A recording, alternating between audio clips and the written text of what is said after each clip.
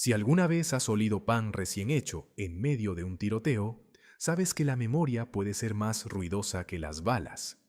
En medio de la selva y de los barrios de lámina que crujen como huesos al amanecer, cuando el sol apenas recorta con cuchillos de luz las azoteas oxidadas, comenzó la historia de Tomás, un hijo de panadero que jamás quiso empuñar un fusil, pero que aprendió demasiado pronto el peso de la pólvora y el sabor metálico del miedo. Hasta el día en que los camiones sin placas rugieron por la calle principal, él solo conocía el calor del horno, la harina pegada a las manos, la risa de su hermana menor persiguiendo palomas y el silbido de su madre que anunciaba el café. Pero aquella mañana el pueblo parecía conteniendo la respiración. Hombres con pañuelos en el rostro marcaron puertas con tiza, sacaron a los jóvenes a la plaza y leyeron nombres como si fuesen sentencias escritas por un destino que nadie había elegido. A Tomás lo empujaron contra la pared tibia de una cantina cerrada, le ataron las muñecas con una cuerda con olor a cabuya mojada y le dijeron que la guerra necesitaba brazos, ojos y silencio. Prometieron comida, botas, una cama y un propósito, y aunque él pensó en correr, vio a su padre encorvado en el umbral, temblando con el mandil blanco, y supo que si huía alguien tendría que pagar en su lugar. El primer viaje fue un laberinto de polvo y baches, de selva apretándose contra las ventanillas de metal, de canciones patrióticas saliendo de una radio cascada. Les dieron uniformes que olían a humedad y a otros cuerpos. Recortaron sus cabellos con máquinas sin filo y un sargento de bigote espeso les explicó que el nombre importaba menos que el número cosido al pecho, porque en el frente lo único que cuenta es la rapidez con la que uno aprende a obedecer y a no pensar en casa. En el campamento, levantado en una vieja hacienda cafetalera, Tomás conoció a quienes serían sus hermanos por obligación. Rivas, que había sido chofer y decía conocer cada atajo como si lo hubiera dibujado. Elías, que ocultaba fotografías en la plantilla de la bota izquierda. Y Mica, un recluta flaco con ojos enormes que recitaba oraciones antes de dormir y anotaba en un cuaderno las historias que escuchaba al fuego. El entrenamiento comenzó con carreras entre cafetos y cuestas rojas, con disparos que les vibraban en el tórax, con ejercicios de reptar sobre un suelo que olía a hierro oxidado. El sargento lanzaba insultos como piedras, hacía sonar un silbato con furia y repetía que el enemigo no duerme, que la selva tiene oídos, que el error de uno se paga con la sangre de todos. Por las noches, mientras la niebla bajaba y las ranas hacían un coro espeso, los reclutas repartían entre tres una lata de frijoles que a veces tenía gusanos blancos flotando como lunas minúsculas. Y si alguno intentaba rezar, lo hacía en susurros, porque el miedo, como el hambre, también tiene vergüenza. Tomás empezó a soñar con el horno de su padre, con las manos enharinadas dibujando círculos perfectos, con el olor a pan recién hecho que se mezclaba con un humo distinto, acre, el mismo que ahora se le metía en los pulmones cada vez que disparaban al horizonte. Se despertaba sobresaltado, con la boca seca, con el fusil a un lado como un animal dormido que podía despertar furioso en cualquier instante, y escuchaba a Elías hablar en sueños con alguien llamado Alma, quizá una novia, quizá una hija, no tuvo valor de preguntar. El día en que los subieron a un camión con lonas que dejaban entrar cuchilladas de sol, ya no eran muchachos. Había algo endurecido en sus miradas, un pozo donde antes había agua clara, y aunque Mica todavía guardaba el cuaderno y Rivas contaba chistes para engañar al silencio, todos sabían que iban hacia su primera misión. Les dijeron que un caserío en las laderas había sido tomado por una columna rebelde, que había que recuperar la radio, desalojar, levantar un reporte, regresar, como si la guerra fuese una lista de mercado, un conjunto de verbos fríos que uno puede cumplir y tachar sin que tiemble la mano. El camino serpenteó entre montañas y cafetales podados como cabezas rapadas. Llovió a ratos, el agua golpeando la lona como un tambor. Tomás, con los ojos semicerrados, recordó el último amanecer en casa. Su madre colando café, el padre abriendo la puerta del horno, su hermana mordiendo un panecillo y dejándole una sonrisa con migas. Prometió, sin decirlo en voz alta, que volvería con todos sus dedos y con el corazón aún capaz de sentir. Al llegar al caserío, encontraron calles de lodo, gallinas sueltas, una bicicleta sin llanta apoyada en una pared, una radio quemada sobre una mesa. Entonces, sin aviso, el aire se partió. Una ráfaga surgió desde la quebrada, los obligó a tirarse al suelo. El barro subió hasta las rodillas, los oídos zumbando como panales. El sargento gritó posiciones. Rivas arrastró a Mica detrás de un muro descascarado. Elías disparó 3 veces hacia unas sombras, y Tomás sintió el mundo estrecharse hasta el tamaño del gatillo y de su respiración. El tiempo dejó de medir en minutos y empezó a contar en tiros. 1, 2, 10. Hay batallas que duran horas, pero se recuerdan por segundos, por una frase, por un gesto.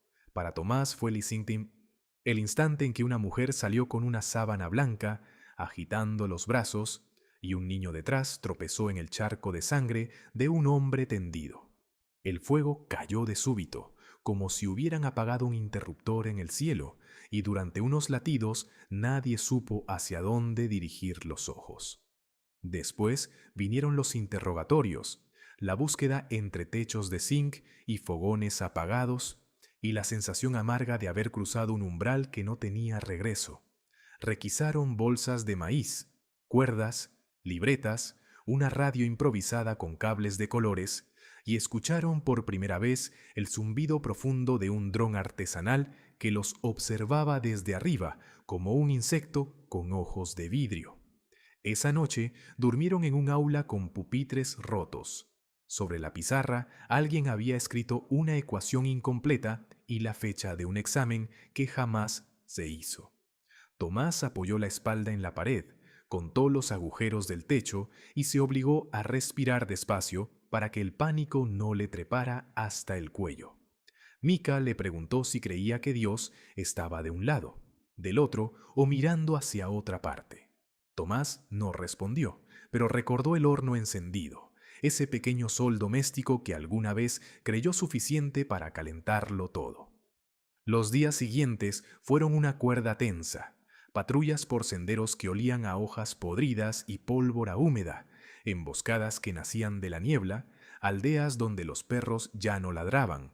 El hambre afinó su oído y cualquier lata arrugada parecía prometer milagros. Bebían agua turbia, filtrada por una tela, y se repartían pastillas de sal como si fuesen monedas. El cuerpo aprende rápido a obedecer leyes nuevas, caminar sin hacer ruido, hablar con los ojos, recordar por dónde quedaba el norte, mirando cómo crecen los líquenes en los troncos. Pero la mente de Tomás se negaba a volverse piedra. Cada sonido le disparaba una cadena de recuerdos. El golpe de una puerta le traía el portón de la panadería, el chasquido de una rama, el crujir de la corteza recién horneada. Y en medio de todo, la promesa silenciosa de regresar se afilaba como un cuchillo pequeño que lleva uno escondido dentro del calcetín.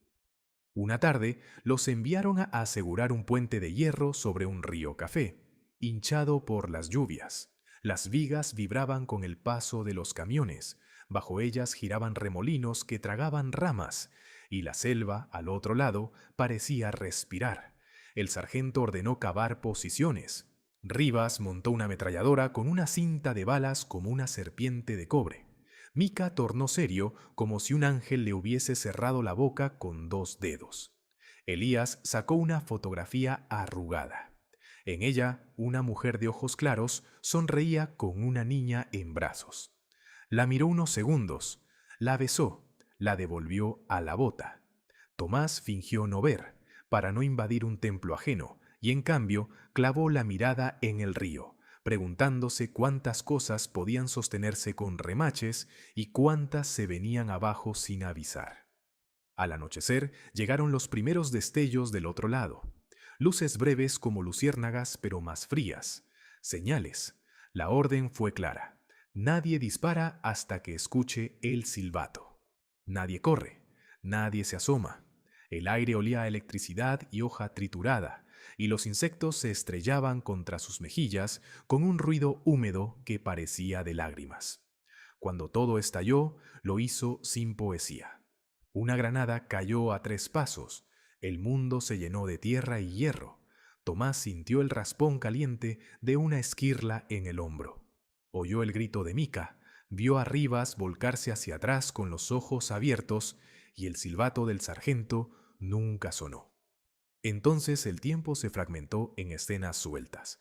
Un casco rodando, un dedo apretando una venda, un rosario colgando de una rama. Y la mente de Tomás, quizá para no romperse, empezó a contar al revés. 10, 9, 8, como cuando el pan debía sacarse del horno justo a punto. Cuando la ráfaga cesó, el puente seguía en pie, pero algo se había hundido por dentro de todos. Rivas no se movía. Su chiste eterno había encontrado un silencio definitivo. Mica lloraba sin sonido, con la boca abierta como si gritara debajo del agua. Elías tenía sangre. ¿De quién? En las manos. El sargento mordía un cigarrillo apagado y repartía órdenes como tablas para que nadie cayera más hondo. Esa noche aprendieron que hay pérdidas que no caben en una lista ni en un parte, y que enterrar a un amigo con prisa deja la tierra floja. Cualquier recuerdo puede salir después, perseguirte por el camino, pedirte que lo vuelvas a mirar. Con el alba llegó el relevo y también un rumor. En la capital circulaban panfletos prometiendo amnistía para quien dejara las armas. Los oficiales se reían de aquella palabra como si fuese una fruta podrida, pero Mica la escribió en su cuaderno con letra enorme. Y Elías, que pocas veces hablaba de política, dijo que la paz no es un papel, sino el lugar donde nadie lo sabía aún. Pero aquella noche en que el viento trajo olor a pólvora y a maíz quemado, un soldado aprendería que la batalla más peligrosa no era contra los enemigos que apuntaban desde la loma, sino contra el hambre, el miedo y los recuerdos que se niegan a morir. La primera vez que Diego Herrera atravesó el puesto de control al borde del río, llevaba una mochila demasiado ligera para una guerra y demasiados nombres pesados en el corazón. Los de su madre, su hermana menor y el de un padre que había desaparecido entre jornales mal pagados y promesas políticas de cosechas grandes. El camino de tierra, resquebrajado por las lluvias, parecía medir su determinación con cada bache, y aunque el uniforme nuevo raspaba la piel de sus hombros y las botas le habían destrozado el talón izquierdo en solo 2 días de marcha, se esforzó por no cojear frente a los veteranos, pues había aprendido deprisa que en una guerra hasta el dolor es un secreto que conviene guardar. La instrucción fue breve, tan breve como el silbido de un machete abriendo paso en la maleza. Aprender a desmontar el fusil, reconocer el sonido de la muerte en sus diferentes acentos, la bala que rebota, la granada que respira antes de estallar, la mina que aguarda bajo el barro, cavar una zanja con las uñas cuando la bala se pierde, y sobre todo, distinguir la voz del miedo de la voz de la prudencia, que no son la misma, aunque a veces se parezcan mucho cuando cae la noche y la selva se llena de linternas verdes y de cantos de insectos que parecen rezos.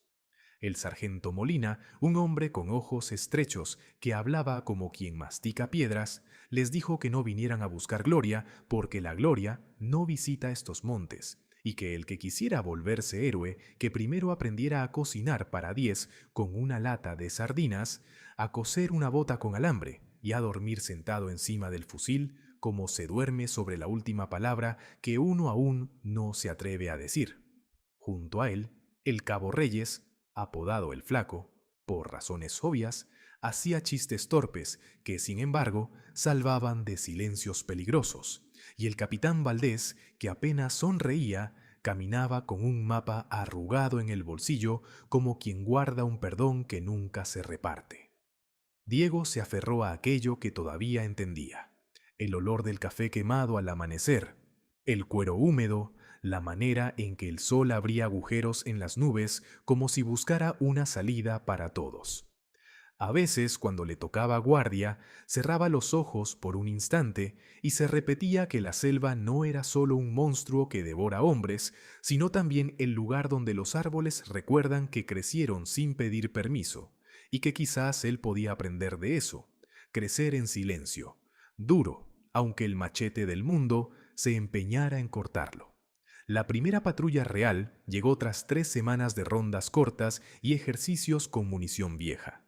Había informes de una columna enemiga al otro lado del valle, hombres que conocían estos cerros como se conoce la palma de una mano herida, y a ellos les tocó salir a reconocer, palabra pulida en la boca de los jefes, pero filosa en los pies de los soldados. Avanzaron en fila, con la distancia justa para que una sola ráfaga no hiciera demasiada fiesta, y el aire, todavía fresco por la lluvia nocturna, se llenó de un perfume a hojas rotas y a caucho húmedo que se pegaba a la lengua como una mentira repetida. En el kilómetro 5 apareció el primer cadáver de la jornada. No un hombre, sino una vaca hinchada junto a un alambrado caído. El sargento Molina se detuvo para recordarles que nada huele tanto a derrota como la carne que se pudre, y que la guerra, cuando se alarga, termina comiéndose hasta los animales que no tienen culpa. Diego miró hacia otro lado y se encontró con los ojos de Adán Chino López, el más joven del grupo, un chico que había aprendido a sonreír con la mitad de la boca como si la otra mitad aún estuviera negociando con el miedo. En esa mirada, Diego reconoció un espejo, el miedo inteligente, el que no paraliza, sino que ordena las manos y ajusta la correa del casco una vez más, por si acaso. El primer tiroteo fue casi elegante en su economía. 3 disparos desde la loma, un chasquido seco junto a la oreja de Reyes, 2 ráfagas de respuesta a ciegas y luego el eco que baja por las piedras como una serpiente que se ríe sin dientes. Nadie cayó, pero el capitán ordenó rodear el promontorio por el este, y en ese rodeo aprendieron 2 cosas que ya nunca olvidarían: que el sol a mediodía es otro enemigo y que la sed convierte a los hombres en animales dispuestos a morder por una gota limpia. La cantimplora de Diego parecía pesar lo mismo que su conciencia cuando decidió no beber para guardar un poco para el chino, que ya respiraba por la boca y arrastraba las sílabas como si fueran cajas de madera. A la tarde alcanzaron un caserío atravesado por una calle de lodo y por una ausencia de voces que asustaba más que un disparo. Las puertas abiertas dejaban ver tazas quebradas, hamacas vacías, mesas volcadas, una radio sin antena, y sobre un fogón aún tibio, una olla con frijoles negros abandonados a la prisa. El capitán ordenó registrar casa por casa, sin romper más de lo indispensable, y en una de esas chozas Diego encontró una fotografía. Una mujer con trenzas sosteniendo a un niño de ojos curiosos frente a una iglesia de paredes encaladas. La guardó sin saber por qué, quizás para recordar que esta tierra había sido antes que un tablero de posiciones, un patio con cometas y domingos de misa, y que a lo mejor lo volvería a hacer si acaso sobrevivían a la temporada de lluvias y balas. Pero la guerra no tiene paciencia para la nostalgia. Un grito desde el borde del caserío señaló una sombra que corría hacia el cañaveral. Reyes y el chino salieron disparados detrás, y Diego los siguió por puro reflejo, sintiendo cómo el barro le succionaba las botas y la adrenalina le comprimía el tiempo.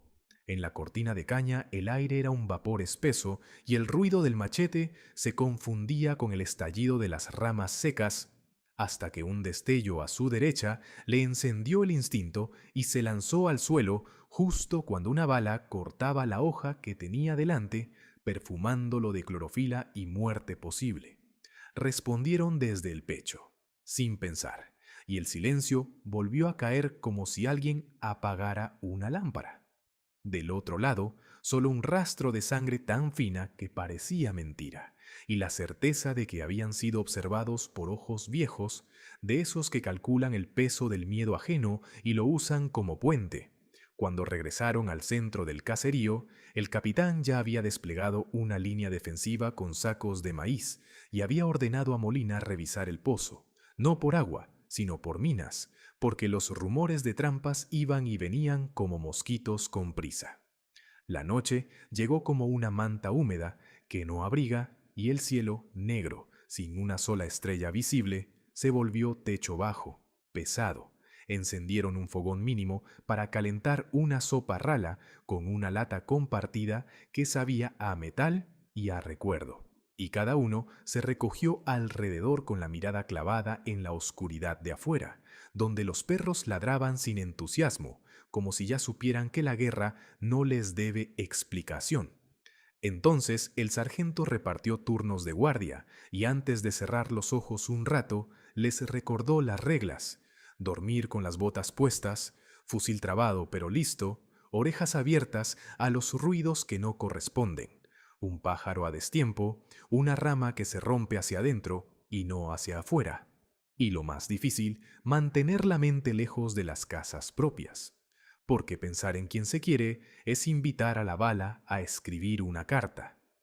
Diego, que tenía en el bolsillo la foto de la mujer y el niño, apretó los dientes para no pensar, pero el pensamiento se le coló por las costuras de la cabeza. Recordó el patio de su madre con sus gallinas flacas, el olor a maíz tostado, el canto torpe de su hermana por las tardes, y de pronto le pareció que toda la selva respiraba con él, que cada hoja suspendida en la oscuridad tenía ojos, oídos, lengua. En ese trance, un susurro quebró la delgada pared del sueño. «Movimiento al norte», dijo el chino, y Diego vio una sombra cruzar la calle de barro y perderse detrás de la escuela. No tuvieron tiempo de preguntar. Las primeras ráfagas se tragaron las paredes de bahareque y el fogón que habían ocultado con ladrillos se apagó sin protestar. El capitán ordenó no responder hasta identificar, pero el enemigo no pidió permiso. Entraron por los flancos con pasos elásticos y puntería de quien ha practicado en esta misma calle 100 veces. Diego sintió la garganta transformarse en un pozo seco y disparó solo cuando vio al chino retroceder tropezando. La pólvora le llenó la boca de un sabor agrio y metálico, y por un instante pensó en escupir, pero recordó lo que dijo Molina. Los disparos se oyen, los escupitajos también, todo delata, aprende a tragar. La pelea, corta y sucia, dejó a Reyes con un corte en el antebrazo y a un enemigo tendido detrás de la cerca, casi abrazado a la tierra como si la hubiese extrañado. El capitán, con voz que parecía un hilo tensado, ordenó retirada hacia el río para no quedar atrapados al amanecer. Y en la retirada Diego aprendió el significado de la palabra peso. Pesaba la mochila mojada, pesaba el fusil, pesaba el silencio que dejaron los habitantes que huyeron, y pesaba sobre todo la responsabilidad nueva de llevar al chino medio desvanecido por el golpe en la cabeza. El río rugía como un animal ciego, crecido por la lluvia de la tarde, y la cuerda que usaban como pasarela se bamboleaba con un capricho asesino. «Uno por uno, sin mirar abajo», dijo Molina, pero mirar abajo es lo primero que hace un hombre cuando la corriente canta su nombre. Así que Diego tuvo que morderse el labio y empujar con el pensamiento cada paso, como si cada tablón fuera una palabra que se niega a salir. En el centro del puente, una ráfaga desde la ribera opuesta rajó el aire y sembró astillas de miedo en los músculos. Alguien gritó: «¡Cúbranse!», y otro respondió con insultos viejos, de esos que no ofenden pero alivian. Diego envolvió al chino con el brazo y avanzó como quien acuerda con la muerte un pacto breve. «Déjame pasar hoy y mañana hablamos». Y la muerte, caprichosa, pareció distraerse con otra presa, porque alcanzaron la orilla entre jadeos y el capitán, con el mapa en la mano, marcó una nueva ruta por el bosque alto, lejos del camino que todos esperaban. Caminaron hasta que el cansancio se volvió idioma común y el hambre una religión sin templos. Cuando la luna atajó un claro y les prestó un poco de su luz, el cabo Reyes, pálido, mostró el brazo. La sangre había empapado la manga, pegándola como una segunda piel. Diego improvisó un vendaje con un trozo de camiseta y una tira de lona, recordando lo que su madre hacía con los pollos heridos. Apretar, respirar juntos, hablar bajito, prometer. «No te duermas», dijo, y se sorprendió oyendo su propia voz como si fuera la de otro, una voz firme de madera seca. El capitán Valdés se acercó, lo miró sin decir nada, y en ese silencio Diego sintió por primera vez que pertenecía a algo que no entendía del todo, pero que ya lo contenía. Una cuerda tensa entre hombres cansados que, sin embargo, no se sueltan. Bien, fue todo lo que dijo el capitán, y ese bien, tan pequeño, hizo espacio en el pecho del muchacho, como si alguien abriera una ventana en una casa donde el aire estaba viejo. Cuando por fin se detuvieron, en un alto donde los pinos susurraban con acento de sierra, repartieron galletas duras contadas y un sorbo de agua que sabía a cuchillo. El chino se aferró al fusil como a un peluche torpe, y Diego, desvelado, volvió a sacar la fotografía de la mujer con el niño, pero esta vez le habló en secreto. «Prometo llevarte de vuelta a tu casa, aunque no sepa dónde está». Y supo que en la guerra las promesas son un pan amargo que sin embargo alimenta. Antes de que amaneciera, el sargento Molina les enseñó a escuchar el alba, el cambio leve en la respiración del monte, el primer pájaro que se atreve, la brisa que trae una información que no es de este lado. «Si aprenden a oír el alba», dijo, «sabrán cuándo moverse sin que el enemigo lo note». Y mientras aprendían a oír, aparecieron también los otros ruidos, los de adentro, el de la duda que pide permiso para entrar, el del recuerdo que golpea la puerta con manos pequeñas, el de la rabia que afila la lengua. Diego, sentado en cuclillas, entendió que el enemigo externo podía ser claro, con botas o con sandalias, con fusil viejo o nuevo, con acento de valle o de sierra, pero que el enemigo interno venía con su mismo rostro, reclamándole decisiones, preguntándole si valía la pena correr detrás de sombras en cañaverales y cruzar ríos que muerden. La respuesta no llegó, porque la guerra casi nunca responde, solo propone pruebas. La prueba de ese día fue simple y cruel. Recuperar una radio que, según informantes, los enemigos habían perdido cerca de un platanal sobre la ladera. Una radio valiosa no por sus piezas, sino por las conversaciones atrapadas en su memoria reciente. Si la encontraban, podrían anticipar rutas, emboscadas, campamentos. Si no, todo seguiría igual o peor. Así que marcharon cuesta abajo con el sol como un látigo en la nuca y con el estómago vacío, siguiendo el trazo que dejaban los plátanos cortados a destiempo y las huellas de botas demasiado pequeñas para ser de los suyos. En el borde del platanal, la tierra olía a dulzor gastado y a hojas mojadas. El chino, todavía mareado, se quedó atrás con Reyes, y Diego, sin buscarlo, fue el primero en ver el brillo extraño bajo un montón de hojas. Levantó con cuidado, esperando una trampa, y lo que apareció fue la radio. Sí, pero también un cuaderno envuelto en plástico, lleno de anotaciones en una letra apretada, nerviosa. El capitán llegó como un trueno silencioso, tomó ambos objetos con mimo y dio la orden que definió el día. Retirada rápida, 2 en vanguardia, 2 en cola, no rompan formación. Y fue en esa retirada, en el regreso torpe y veloz, con la radio latiendo como un corazón de metal en la mochila, cuando Diego sintió que el mundo se inclinaba hacia él para oír su declaración muda, que no sabía cuándo terminaría esa guerra ni si su nombre sobreviviría a la lista de quienes no volvieron, pero que desde ese instante iba a pelear las batallas pequeñas que sostienen a las grandes, encontrar agua limpia, compartir el último bocado, sostener al herido que todavía respira, decir bien cuando no hay otra cosa que decir. Y mientras el viento peinaba el platanal y el valle despertaba con su mezcla de oraciones y maldiciones, Diego entendió que el capítulo que acababa de empezar no sería el de los héroes que vuelan ni el de los villanos que arden, sino el de los hombres que caminan, un pie delante del otro, aun cuando cada paso duela como una confesión. Cuando el sol empezó a declinar tras la montaña y el cielo adquirió un tono rojizo que parecía pintado con la misma sangre que empapaba la tierra desde hacía meses, Diego supo que había llegado a la parte más difícil de la guerra, aquella en la que el cansancio y la desconfianza pesaban más que el propio fusil.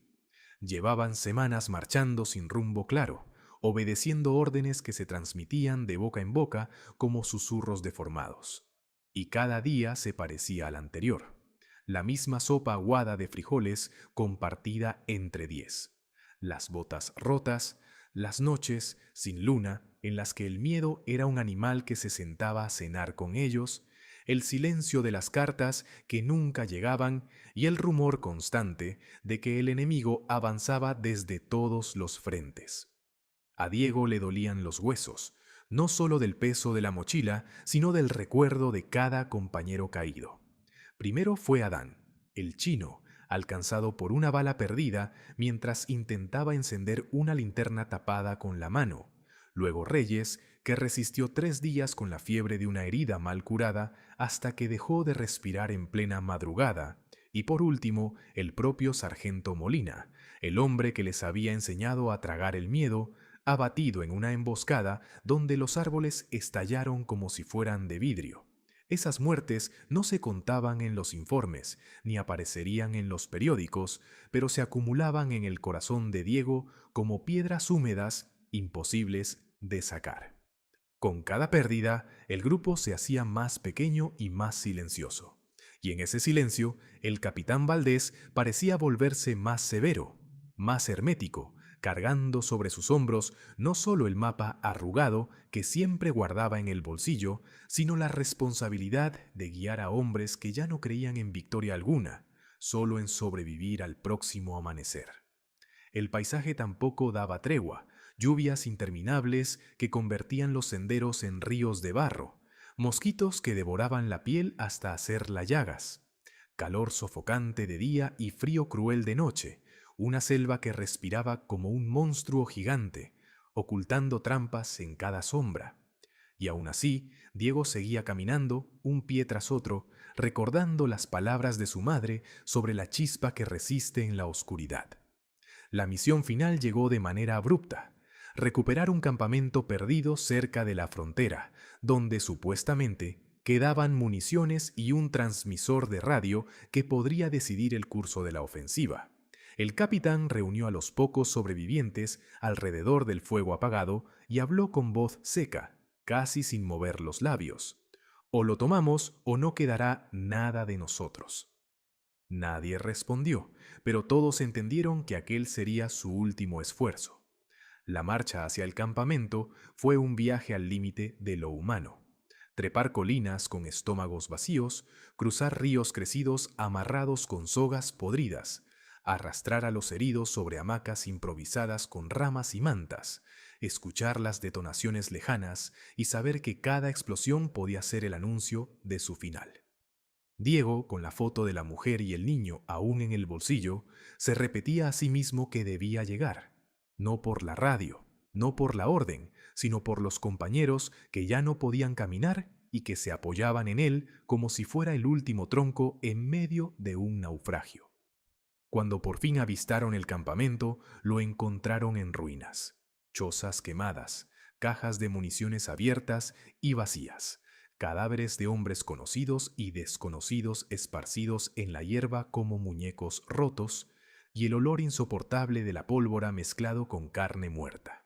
El capitán ordenó registrar el lugar con rapidez y Diego, mientras apartaba tablas chamuscadas, encontró el transmisor aún entero, cubierto de barro y sangre seca. Lo levantó con ambas manos como si fuera un corazón arrancado, y durante un instante creyó que tal vez había esperanza. Pero la esperanza duró poco. Desde los bordes del campamento comenzaron a llover balas, y el silbido de la metralla quebró cualquier ilusión. Eran emboscados otra vez, atrapados entre sombras y ráfagas.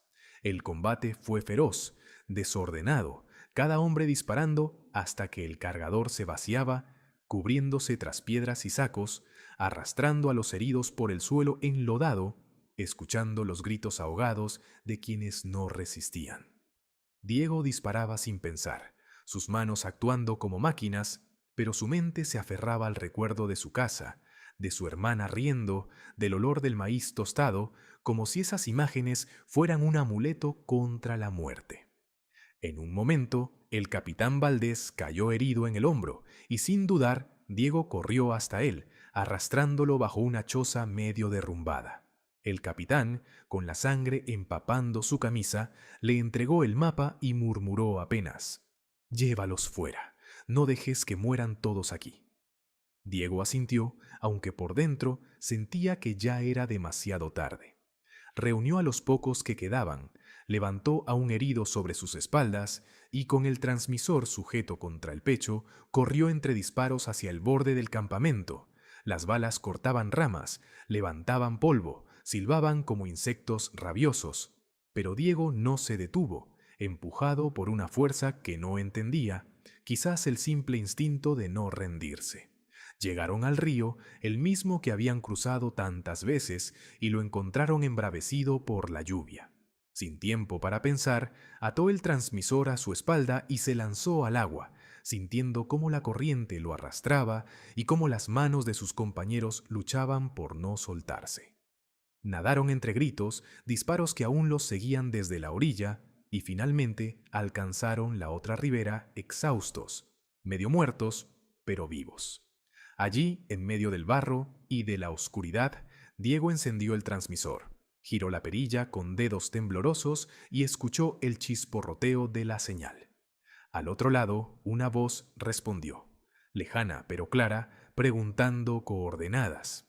Con lágrimas mezclándose con la lluvia en su rostro, Diego transmitió no solo la ubicación del enemigo, sino también un mensaje desesperado. Aquí seguimos, pocos, heridos, pero vivos. No nos olviden. La radio guardó silencio un instante eterno antes de responder. Recibido. Resistan. No están solos. Esa frase tan simple encendió algo en el pecho de Diego y de los demás, una chispa pequeña pero suficiente para creer que tal vez no habían marchado en vano. Esa noche, alrededor de una fogata improvisada, con las botas empapadas, el hambre desgarrando sus estómagos y el eco de los disparos aún resonando en la memoria, Diego sacó la fotografía de la mujer y el niño, la sostuvo contra la luz débil y dijo en voz baja: «Promesa cumplida, al menos un paso más cerca de casa». Nadie aplaudió, nadie sonrió, pero en el silencio pesado todos comprendieron que, aunque la guerra seguiría, aunque las pérdidas eran irreparables, había algo indestructible en ellos: la voluntad de levantarse una y otra vez, incluso cuando todo parecía perdido. Y mientras el viento soplaba entre los árboles, arrastrando el olor de la pólvora hacia la montaña, Diego cerró los ojos por un instante, no para dormir, sino para guardar dentro de sí esa chispa que su madre le había enseñado a proteger, sabiendo que algún día, cuando la guerra finalmente callara, esa chispa sería fuego de vida y no de destrucción.